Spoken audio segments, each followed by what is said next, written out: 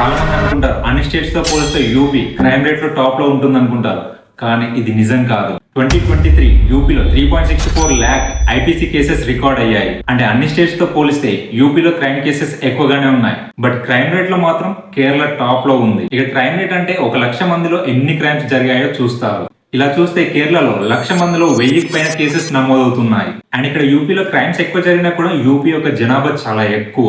అయితే NCRB national crime report bureau ప్రకారం ఇండియాలో 37.63 lakh కేసెస్ ఐపీసీ కింద రికార్డ్ అయ్యాయి. ఇది 2022 తో పోలిస్తే చాలా ఎక్కువే. అయితే ఇక్కడ ఇంట్రెస్టింగ్ థింగ్ ఏంటంటే 2022 తో పోలిస్తే 2023లో క్రైమ్ అగైనెస్ట్ ఉమెన్ 1% తగ్గింది. ఇక్కడ 1% తగ్గినా కూడా క్రైమ్ అగైనెస్ట్ ఉమెన్ కేసెస్ చాలా ఎక్కువగానే ఉన్నాయి. క్రైమ్ అగైనెస్ట్ ఉమెన్ లో అన్ని స్టేట్స్ తో పోలిస్తే రాజస్థాన్ టాప్ లో ఉంది.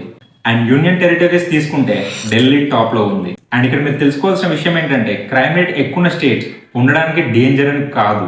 అంటే క్రైమ్ రేట్ ఎక్కువ స్టేట్స్ లో transparency, awareness, charge sheet, FIR ఇవన్నీ కూడా టైంకి జరుగుతున్నాయని కూడా అనుకోవచ్చు. సో ఈ స్టేట్స్ లో గవర్నెన్స్ కూడా బాగానే పనిచేస్తుందని చెప్పొచ్చు. ఎందుకంటే ఫర్ ఎగ్జాంపుల్ కేరళలో లిటరసీ రేట్ ఎక్కువ.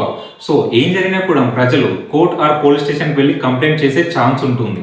సో కేస్ ఫైలింగ్ రేట్ కూడా ఎక్కువగానే ఉంటుంది. అదే లిటరసీ తక్కువ ఉన్న స్టేట్స్ అయితే పరువు కోసం కంప్లైంట్స్ ఫైల్ చేయరు అండ్ పోలీస్ స్టేషన్స్ కూడా వెళ్ళరు. సో దీనివల్ల లిటరసీ తక్కువ ఉన్న స్టేట్స్ లో కేస్ ఫైలింగ్ రేట్ తక్కువగా ఉంటుంది. సో ఇది ఒక డ్రాబ్యాక్ అని కూడా చెప్పొచ్చు మనం. అండ్ ఇక్కడ స్టేట్ క్రైమ్ రేట్ కేమో 2023 పాపులేషన్ డేటాను యూజ్ చేస్తే సిటీ రేట్ క్రైమ్ కేమో 2011 పాపులేషన్ డేటాను యూజ్ చేస్తున్నారు. అయితే ఇక్కడ మనం ఒకటి చెప్పొచ్చు, అసలైన క్రైమ్ డేటా గవర్నెన్స్ ఇచ్చిన క్రైమ్ డేటా కన్నా ఎక్కువే జరిగి ఉంటాయి. మరి తెలంగాణ, ఏపీ క్రైమ్ రేట్ లో ఏ ప్లేసెస్ లో ఉన్నాయో కామెంట్ చేయండి.